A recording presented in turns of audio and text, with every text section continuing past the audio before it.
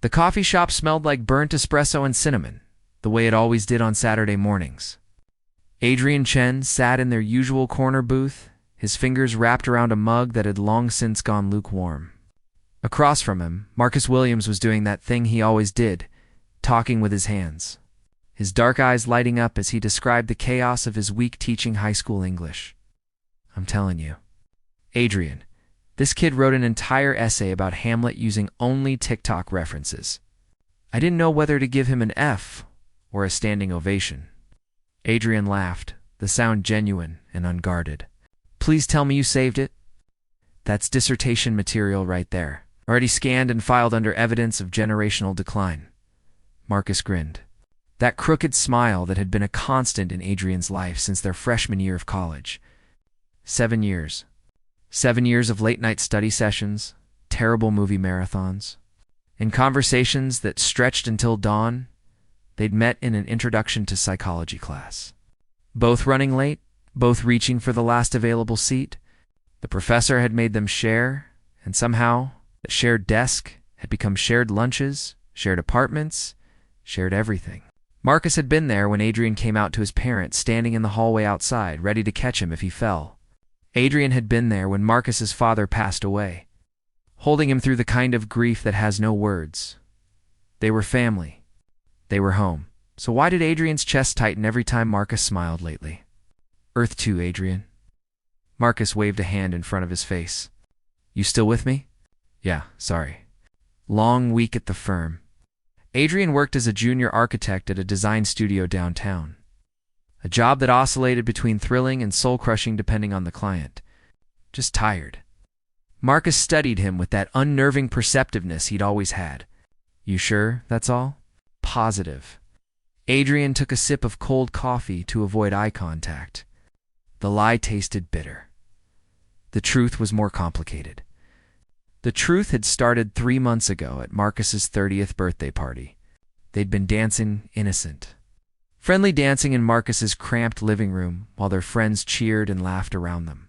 And then the song changed to something slow. Something that made the room dim and intimate, and Marcus had pulled Adrian closer. His hand warm against the small of Adrian's back. For just a moment, their eyes had met. For just a moment, the world had narrowed to the space between them. To the way Marcus's breath ghosted across Adrian's lips, to the impossible possibility hanging in the air like a question. Neither of them knew how to ask. Then someone had turned the lights back up.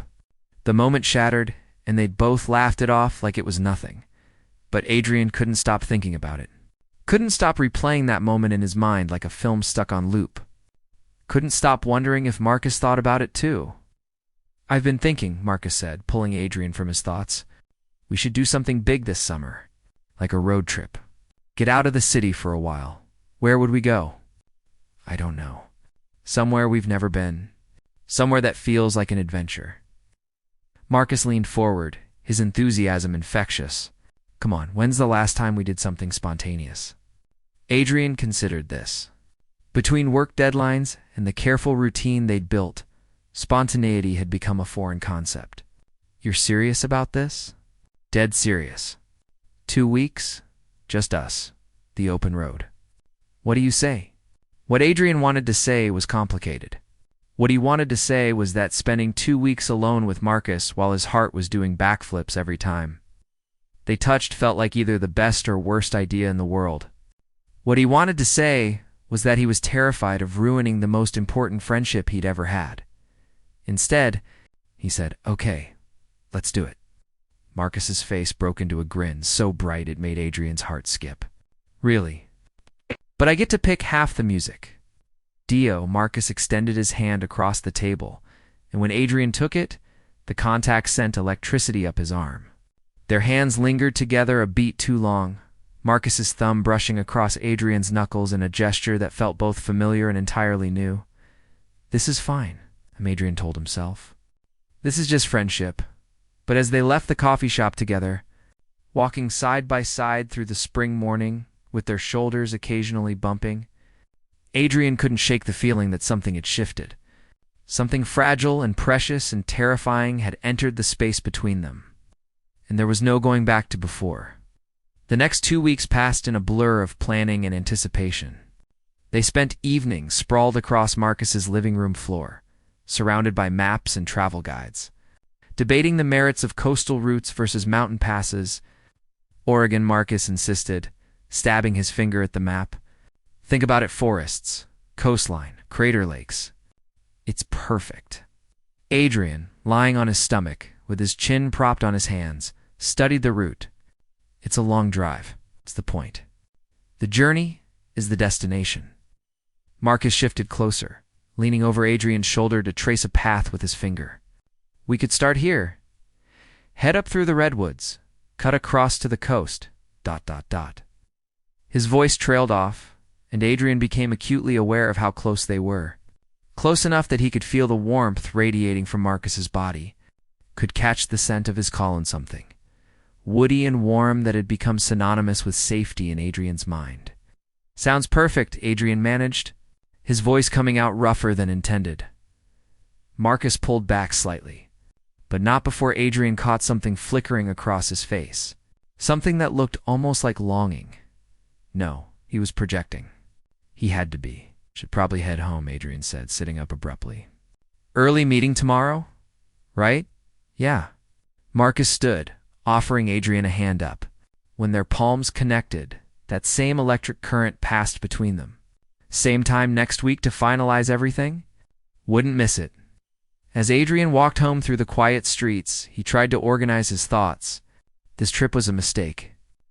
2 weeks alone with Marcus while fighting feelings he couldn't name, couldn't acknowledge, couldn't risk acting on it, was a recipe for disaster. But the alternative was worse. The alternative was distance, was pulling away, was losing the person who knew him better than anyone else in the world. His phone buzzed with a text from Marcus, already counting down the days. This is going to be epic. Adrian stared at the message, his thumb hovering over the keyboard. What he wanted to type was complicated, dangerous, true. Instead, he typed, "Can't wait." The dots appeared, indicating Marcus was typing. They disappeared. Appeared again. Disappeared. Finally, sweet dreams. Adrian pressed his phone against his chest, willing his racing heart to slow. This was going to be the longest 2 weeks of his life. The morning they left. The sun was barely a suggestion on the horizon, painting the sky in shades of lavender and gold. Adrian arrived at Marcus's apartment to find him loading the last of their bags into his slightly beat-up Subaru, hair still damp from the shower. "Ready for an adventure?" Marcus asked, his smile sleepy but genuine. "As ready as I'll ever be." The first few hours passed easily. They fell into the comfortable rhythm they'd perfected over years of friendship, Marcus driving while Adrian navigated, both of them singing along badly to their carefully curated road trip playlist. They stopped for gas station coffee and terrible breakfast sandwiches, took photos of ridiculous roadside attractions, and settled into that particular brand of contentment that comes from being completely at ease with another person. But as the miles accumulated and the landscape shifted, from urban sprawl to rolling hills to dense forest, something else accumulated too. Attention, subtle but undeniable, that lived in the moments between conversations, in the way their hands would brush when reaching for the same bag of chips, in the lingering glances Adrian caught in the rearview mirror when he thought Marcus wasn't looking. They were somewhere in Northern California, surrounded by towering redwoods that turned the afternoon light green and ancient. When Marcus pulled off the highway, "There's a trail I read about," he explained, parking in a small gravel lot. "Supposed to have an incredible view. Want to stretch our legs?" The trail was steeper than either of them anticipated, winding through massive trees that made them feel insignificant and holy at the same time. They hiked in comfortable silence, the only sounds their breathing and the occasional bird call echoing through the canopy. Adrian watched Marcus ahead of him, the way he moved with unconscious grace, the way dappled sunlight caught in his dark curls. How many times had he looked at Marcus over the years? Thousands. Tens of thousands. But when had looking become seeing? When had familiarity become fascination? "You okay back there?" Marcus called over his shoulder. "Yeah, just ... Adrian gestured vaguely at the trees. Taking it in, they reached the viewpoint as the sun began its descent, the sky erupting in impossible colors. The views stretched for miles, forests and mountains, and the distant glimmer of what might have been ocean. They stood side by side at the overlook, their shoulders touching, neither of them moving to create distance. "This is exactly what I needed," Marcus said softly. "To be reminded that the world is bigger than my classroom, bigger than my apartment, bigger than my own head." "Yeah." Adrian's voice came out barely above a whisper. Marcus turned to look at him, and Adrian felt pinned by his gaze. "Thank you for coming with me. I know you're busy with work, and this was kind of impulsive, but I don't know. I think I needed this.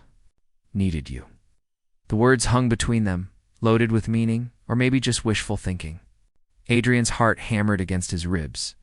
"I needed this too," he admitted. "More than I realized." They stood there as the sun sank lower, painting them both in gold.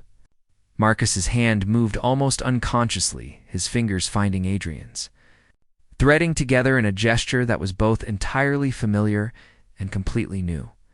Neither of them pulled away. Adrian Marcus started, his voice uncertain in a way that was rare for him. "Can I ask you something?" "Anything." But before Marcus could continue, another couple crested the trail, laughing and chattering, shattering the moment. Marcus's hand slipped from Adrian's as they turned to acknowledge the newcomers, and whatever question he'd been about to ask disappeared into the evening air. They hiked back down as darkness gathered. The moment gone, but not forgotten. That night, they checked into a small motel with 2 double beds, and Adrian lay awake long after Marcus's breathing had evened out into sleep, staring at the ceiling and wondering what Marcus had been about to ask, wondering if he would have been brave enough to answer truthfully outside. The wind whispered through the redwoods, carrying secrets older than words. What happens next? As Adrian and Marcus continue their journey north, the tension between them grows impossible to ignore. Old memories surface, new feelings emerge, and both of them begin to wonder, can friendship survive becoming something more? Or are they about to risk everything they've built? Don't miss part 2, where a stormy night, a confession, and an unexpected kiss change everything. The Oregon coastline unfolded before them like something from a dream. Dramatic cliffs, tide pools teeming with life, and waves that crashed with enough force to feel them in your chest. They spent 2 days exploring small coastal towns, eating fresh seafood, and collecting shells like kids on summer vacation, but the ease of their first day had been replaced by something more complicated. They were both more careful about where they sat, how close they stood, how long their eyes met. It was exhausting. This constant monitoring of every gesture, every word, every accidental touch. On their 3rd evening, they found themselves in a tiny town called Manzanita, checked into a beachfront cottage that was cheaper in the off-season. The cottage was smaller than they'd anticipated. 1 bedroom with a queen bed, a couch that had seen better days, and a kitchenette that could charitably be called cozy. "I can take the couch," Adrian offered immediately. "Don't be ridiculous. That thing is held together by duct tape and prayers." Marcus dropped his bag on the floor. "We're adults. We can share a bed." They'd shared beds before during college, on ski trips, at conferences where hotel rooms were expensive. But this felt different. Everything felt different now. They spent the afternoon walking the beach, collecting agates and watching surfers brave the cold Pacific water. As the sun began to set, they found a piece of driftwood large enough to sit on and settled in to watch the show. "Can I tell you something?" Marcus asked, his eyes on the horizon. Adrian's pulse quickened. "Of course. I've been thinking a lot lately about paths not taken." Marcus picked up a handful of sand, letting it sift through his fingers. "You know how everyone always says you can't live with regrets? But what if your biggest regret is not taking a risk when you had the chance?" "What kind of risk?" Marcus turned to look at him, and there was something raw in his expression. Something vulnerable that made Adrian's breath catch. The kind that could change everything. For better or worse, they sat in the charged silence, the waves providing a soundtrack to all the things they weren't saying. Adrian's mind raced. Was Marcus talking about them? Or was this about something else entirely, and Adrian was just seeing what he wanted to see? I think, Adrian said carefully, that sometimes the biggest risk is staying silent. Keeping everything locked up inside until it either dies or destroys you. Yeah, Marcus's voice was rough. Yeah, exactly. The sun touched the horizon, setting the ocean on fire. Adrian could feel the moment stretching, becoming something precious and fragile. He could say something now. He could be brave. We should head back, Marcus said suddenly, standing and brushing sand from his jeans. Getting cold. The moment passed, and Adrian wanted to scream with frustration. Instead, he followed Marcus back to the cottage, where they made dinner together in the tiny kitchen. Their choreography practiced from years of cooking in cramped apartments. They moved around each other with unconscious synchronicity, Marcus chopping vegetables while Adrian stirred pasta. Their bodies knowing exactly how to share space without colliding, except when they did collide. Marcus reaching for the olive oil at the same moment Adrian turned from the stove. The collision was gentle but total. Marcus's chest against Adrian's back, his hand steadying himself on Adrian's hip. Sorry, Marcus murmured, but he didn't move away immediately. For 3 heartbeats, for 5, they stayed like that. Frozen in an embrace that wasn't quite an embrace. Then Marcus stepped back, and the moment dissolved like sea foam. Dinner was quiet, punctuated by safe topics and forced laughter. They watched a movie neither of them paid attention to, and when it was time for bed, they went through their nighttime routines with exaggerated nonchalance. Adrian lay on his side, facing away from Marcus, trying to make himself as small as possible in the shared bed, but he could feel every breath Marcus took, could hear the rustle of sheets every time he shifted. Adrian, Marcus's voice cut through the darkness. Yeah, are you happy? The question caught Adrian off guard. What do you mean? I mean in general, in your life, are you happy? Adrian thought about this carefully. I have a job I mostly like, good friends, a decent apartment. By most metrics, I should be happy. That's not an answer, Adrian admitted. I guess it's not. He rolled over to face Marcus, who was lying on his back, staring at the ceiling. In the dim light filtering through the curtains, his profile was achingly familiar. What about you? I don't know anymore. Marcus turned his head to meet Adrian's eyes. I feel like I'm waiting for something. Like I'm standing on the edge of something important, but I'm too scared to jump. What are you scared of? Marcus's laugh was bitter. Everything. Losing what I have. Never getting what I want. Making a mistake I can't take back. You're talking in riddles. I know. Marcus's hand found Adrian's under the covers, their fingers tangling together in the darkness. I'm sorry. I'm not good at this. At what? But Marcus just squeezed his hand and closed his eyes. Get some sleep, Adrian. Big day tomorrow? Adrian lay awake for hours, their hands still joined, feeling like they were communicating in a language that existed only in touch. Outside, the ocean roared its ancient song, and inside, 2 hearts beat out of sync, each waiting for the other to be brave first. The storm rolled in without warning, as Pacific storms often do. They were driving north toward Cannon Rock when the sky opened up, rain hammering the windshield faster than the wipers could handle. We should pull over, Adrian said. Watching the road disappear behind sheets of water, Marcus nodded, taking the next exit. They found themselves in a small town with one main street and not much else. The only accommodation available was a bed and breakfast, run by a cheerful woman in her 60s who showed them to a room with a 4-poster bed, floral wallpaper, and a window that overlooked a garden being battered by rain. Storm's supposed to last through the night, she informed them. But we've got board games, books, and a fire in the common room if you get bored. Dinner's at 6, if you're hungry. They thanked her and found themselves alone in the room, dripping and uncomfortable.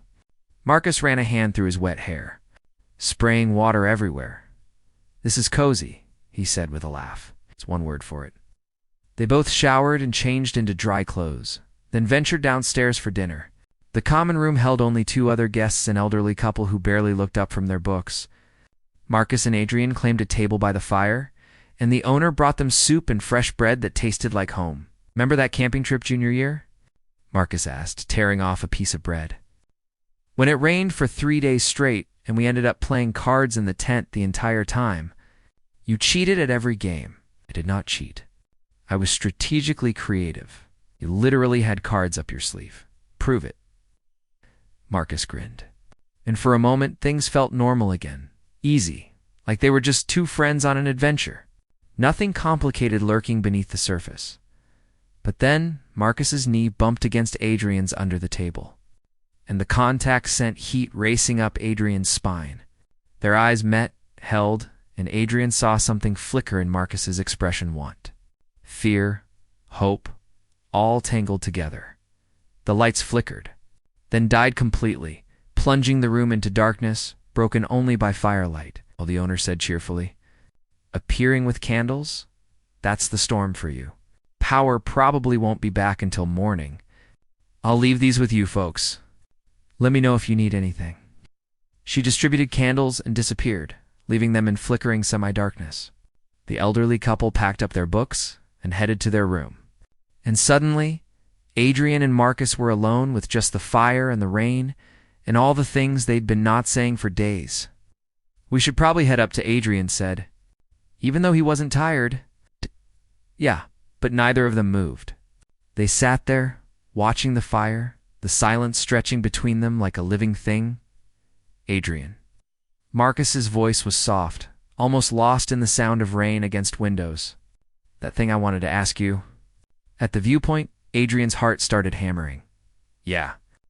I wanted to ask if you... ... stopped, frustrated with himself. "God, why is this so hard?" "Marcus."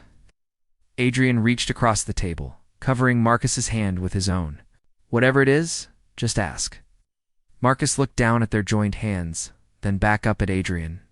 In the firelight, his eyes were dark and vulnerable. "Do you ever think about us?" "What do you mean?" "You know what I mean?" Marcus's voice dropped even lower. "Do you ever think about us as more than friends?" The question hung in the air between them, impossible to take back. Adrian felt like he was standing on a cliff edge, about to jump into water that could be 6 feet deep or 60. "Yes," he whispered. "All the time?" Marcus's breath hitched. "Since when?" "Your birthday party." "No, before that. Maybe always, I don't know. I just didn't let myself think about it until... ... Adrian trailed off. "Until what?" "Until I could not think about it anymore." They stared at each other across the table, the air between them electric with possibility. Marcus stood abruptly, and for a moment Adrian thought he was going to leave, going to walk away. Going to tell Adrian this was all a mistake. Instead, Marcus held out his hand. "Come here." Adrian stood on shaking legs and took Marcus's hand. Marcus pulled him close, so close that Adrian could count his eyelashes in the firelight, could feel the warmth radiating off his body. "I need you to tell me if I'm reading this wrong," Marcus said, his voice rough. "Because I can't. I can't lose you, Adrian. You're the most important person in my life. But I can't keep pretending I don't want. You're not reading it wrong." Adrian's hands found their way to Marcus's waist, fingers curling into the fabric of his shirt. "You're not. Say it." Marcus's forehead pressed against Adrian's, their breath mingling. "I need to hear you say it. I want this." Adrian's voice shook. "I want you. I've wanted you for so long, I can't remember what not wanting you felt like." Marcus made a sound relief. Joy, disbelief, and then his hands were cupping Adrian's face, thumbs tracing his cheekbones, and Adrian thought, this is it. This is the moment everything changes. "Can I kiss you?" Marcus whispered. "Please."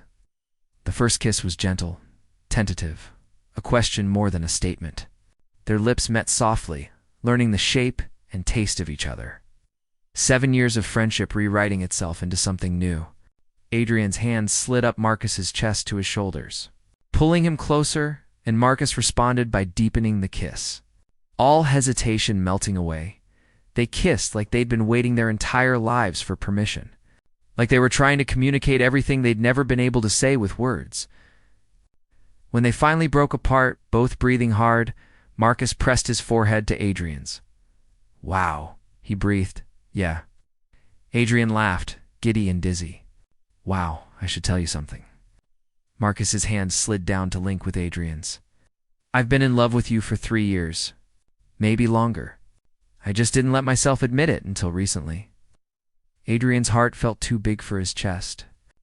3 years, at least. Maybe since the beginning. But I was so scared of ruining what we had that I convinced myself friendship was enough. Marcus pulled back slightly to look at Adrian properly. "But it's not enough. Not anymore. I want more. I want everything." "So do I." Adrian kissed him again, slower this time, savoring. "God, Marcus, so do I."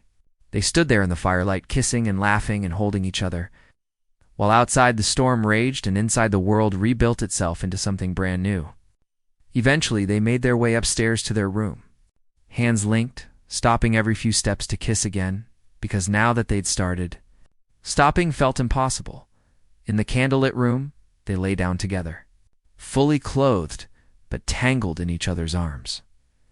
They talked for hours about all the moments they'd almost said something, all the times they'd caught each other looking, all the years of wanting they'd both been hiding. "What happens now?"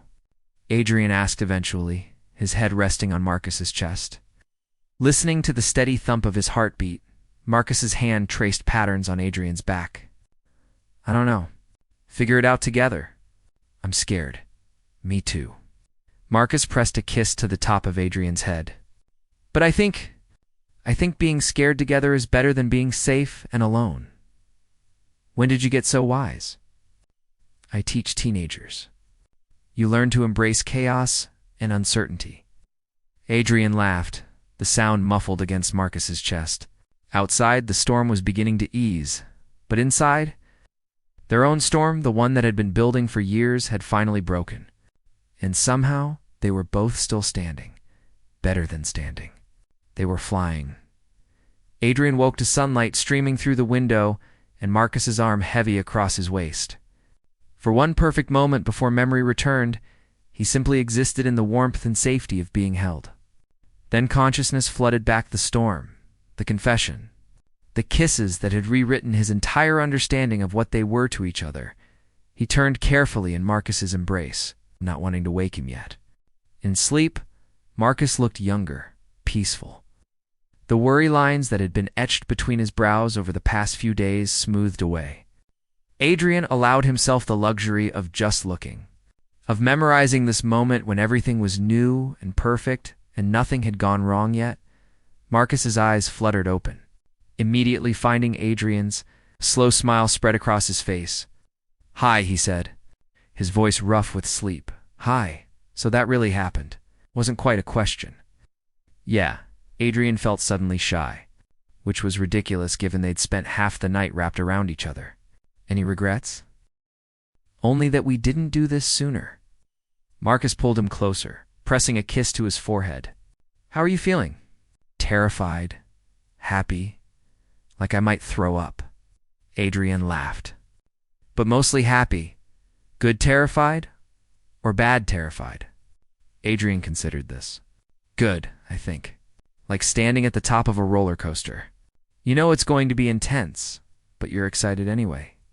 That's surprisingly poetic for before coffee. It lay there a while longer, reluctant to leave the cocoon of blankets and new possibilities.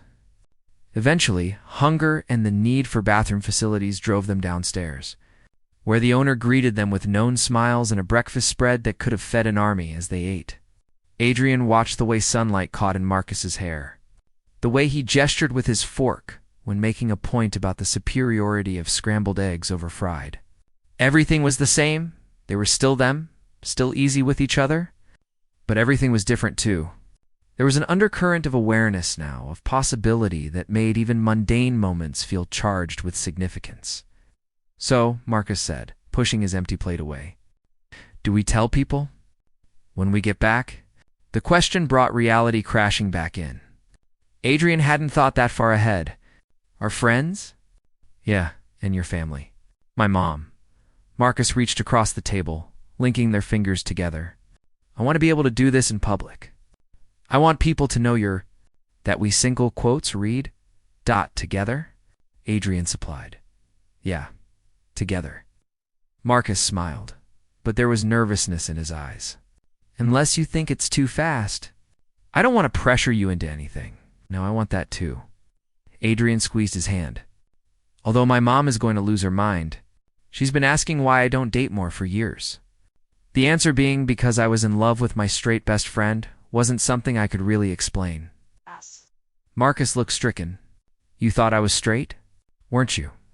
I mean, I thought I was, or I tried to be. But looking back, Marcus shook his head. I think I was just really good at not examining my feelings too closely, especially when it came to you. So we're both disasters then. Absolutely. Marcus lifted Adrian's hand to his lips, pressing a kiss to his knuckles. But we're disasters together now.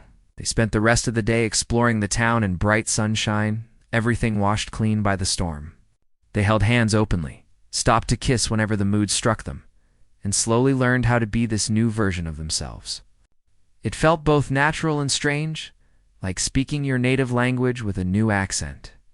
That evening, they drove north toward Washington, their final destination before turning back toward home. As the miles passed, they talked about everything: their hopes, their fears, what their lives might look like going forward. I want to do this right, Marcus said as they drove through towering pines. I know we have history and that's beautiful, but this is new. We're new. I want to take you on actual dates. I want to court you properly, Adrian laughed. Court me? What century are you from?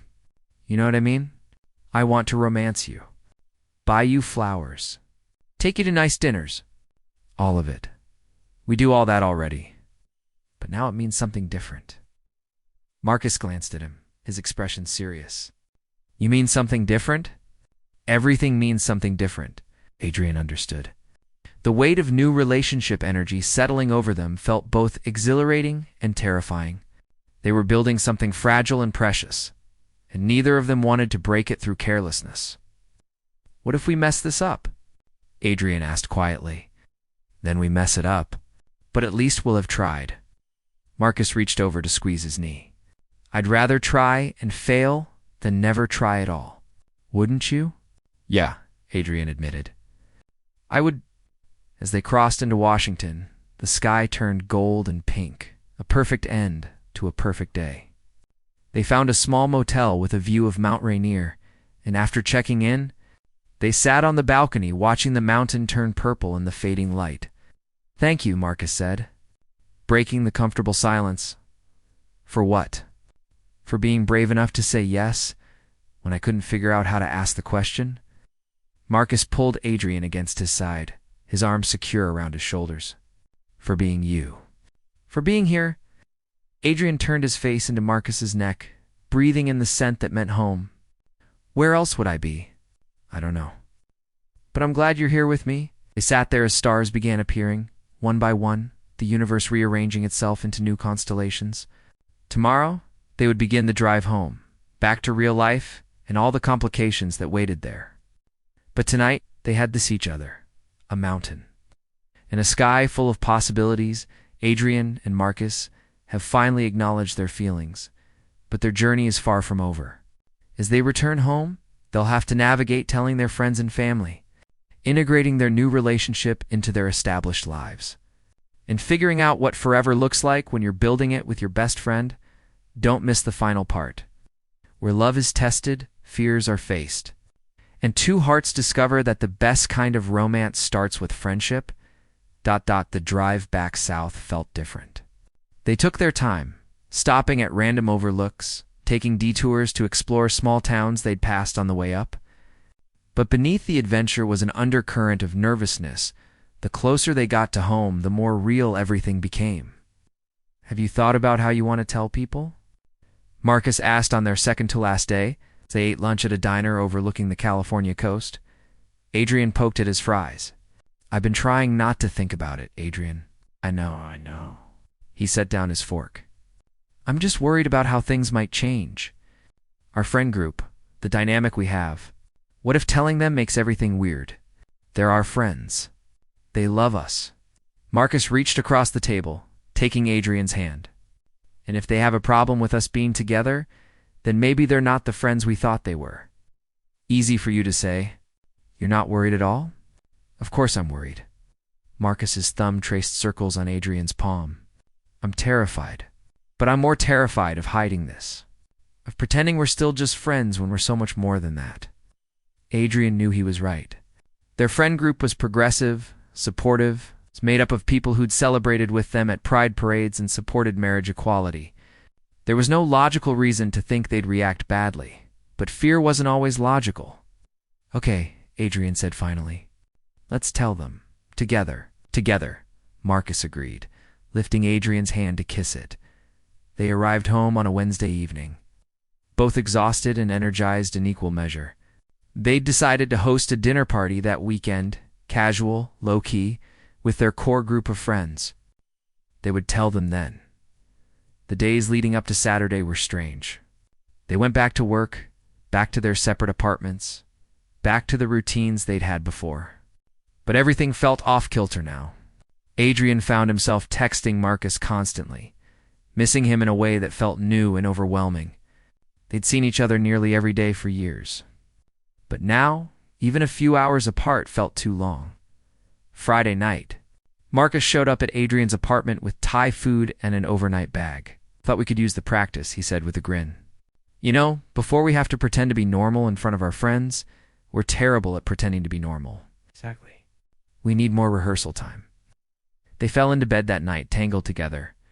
And Adrian thought this feeling of right, continue 1:40 a.m., of home, of finally was worth any amount of fear or uncertainty.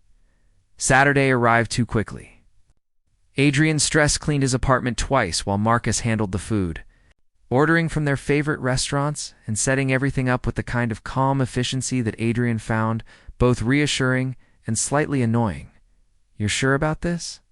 Adrian asked for the 100th time. I'm sure. Marcus pulled him close, pressing a kiss to his temple. We've got this. Their friends arrived in a cascade of laughter and wine bottles and demands for road trip stories. There was Jamie and Parker, who'd been together since college and always hosted the best game nights. Simone, sharp-witted and fiercely loyal, who worked as a public defender. Chen. And Alex, married for 2 years and perpetually trying to convince everyone else that domestic bliss was real. And Maya, Marcus's childhood friend who'd introduced him to Adrian in the first place. They settled into Adrian's living room with plates of food, and for a while, everything was normal. They traded stories, laughed at old jokes, fell into the comfortable patterns they'd built over years of friendship. But Adrian caught Maya watching them with narrowed eyes, her gaze lingering on how close they sat, how Marcus's hand rested on Adrian's knee, how they kept exchanging loaded glances. Okay, Maya said suddenly, setting down her wine glass. What's going on with you two? The room fell silent. Adrian felt his heart hammering against his ribs. What do you mean? Marcus asked, but his voice was unsteady. Oh, please. Maya waved her hand. You two are sitting so close, you might as well be fused together. Marcus keeps looking at Adrian like he's the solution to world peace. And Adrian keeps blushing every time Marcus touches him. She leaned forward, eyes sparkling. So I'll ask, again, what's going on? Adrian looked at Marcus, who gave him a small nod. Together we're together, Adrian said, the words coming out stronger than he expected, like together. Together, we got together on our road trip and, yeah, we're dating. The silence stretched for 3 heartbeats. Then Jamie let out a whoop that probably disturbed the neighbors. Finally, Simone threw her hands in the air. Do you know how long we've been waiting for this? I'm sorry, what? Marcus looked stunned. Double quotes, oh my God, you didn't know? Parker was laughing so hard they were crying. Everyone knew you two were in love with each other except apparently you two. I had money on you getting together by Marcus's birthday, Chen said, looking at Alex. You cost me $50 by taking this long. You were betting on us? Adrian's voice came out strangled. Obviously. Maya came around the coffee table to pull them both into a hug. I've been watching you pine for each other for 3 years. I was about to lock you in a room together." The room exploded into congratulations, hugs, and demands for the full story. As Marcus recounted their trip, his hand finding Adrian's and holding tight, Adrian felt the last of his fear dissolve. These were their people, their family. And they were celebrating, not judging. "I'm so happy for you both," Jamie said later, when things had calmed down. "You deserve this. You deserve each other." "Thanks," Adrian managed, overwhelmed with emotion. "Although I have to say," Simone added with a grin, "if you two become one of those insufferable couples who can't keep their hands off each other, I'm going to need you to dial it back at brunch." "No promises," Marcus said, pulling Adrian closer and kissing his temple. The party stretched late into the night, but eventually, their friends filtered out with more hugs and promises to celebrate properly soon. Maya was the last to leave, pausing at the door to look back at them. You two are going to be okay, she said softly. "Better than okay? You're going to be great." After she left, Marcus and Adrian collapsed on the couch, exhausted and relieved and happy. "That went better than I expected," Adrian admitted. "Told you." Marcus pressed a kiss to his hair. "Our people love us. They really do, don't they? They really do." The December cold bit at Adrian's face as he hurried up the steps to their apartment. Their apartment. Even after 3 months of living together, the concept still made him smile. He fumbled with his keys, juggling the bag of groceries he'd picked up for dinner. The door swung open before he could get the key in the lock, and Marcus stood there, lit from behind by the warm glow of their living room. Taking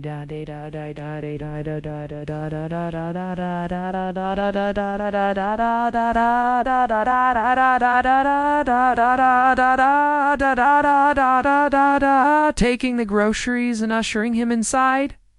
I was about to send out a search party. Adrian kicked off his snowy boots and shed his coat, following Marcus into the kitchen. Their kitchen, with its mismatched mugs and the collection of cookbooks they'd been steadily building together. Their home, filled with a mixture of both. Their things, their lives blended in ways both practical and profound. "How was your day?" Marcus asked. "Unpacking groceries?" "Long, the Johnson project is turning into a nightmare." Adrian came up behind him, wrapping his arms around Marcus's waist and resting his chin on his shoulder. "But it's better now." Marcus turned in his arms, his smile soft. Yeah. Adrian kissed him, sweet and lingering. Nice. 6 months in, and kissing Marcus still felt like coming home and setting off fireworks simultaneously. They made dinner together. Their movements synchronized from practice. Marcus told stories about his students while Adrian caught him up on the office drama. They ate at their small dining table, knees touching underneath. And Adrian thought about how different his life looked from a year ago. A year ago. He'd been alone in his old apartment, secretly pining for his best friend, convinced nothing would ever change. Now he was here, building a life with that best friend, with the person who knew him better than anyone else in the world. After dinner, they curled up on the couch with mugs of tea. Adrian's head resting on Marcus's chest, while they half-watched a documentary about deep-sea creatures. "I've been thinking," Marcus said during a particularly slow segment about bioluminescence. "Dangerous pastime. I'm serious." Marcus shifted so he could look at Adrian. "I know we've only been living together for a few months, and we've only been together for 6 months total, but I can't imagine my life without this. Without you." Adrian's heart started beating faster. "I can't either." "I don't have a ring or anything," Marcus continued, his voice nervous in a way that was rare for him. "And I'm not proposing, not yet. But I want you to know that this is it for me. You're it for me. Well, I want forever with you, Adrian Chen. However long forever turns out to be." Adrian felt tears prick at his eyes. "I want forever with you too." They kissed slowly, tenderly, while the TV murmured in the background and snow fell softly outside their windows. When they pulled apart, both of them were smiling. 7 years, Adrian said. 7 years of friendship before we figured this out. Best 7-year prologue ever written. You think we would have worked if we'd gotten together sooner? Marcus considered this. I don't know.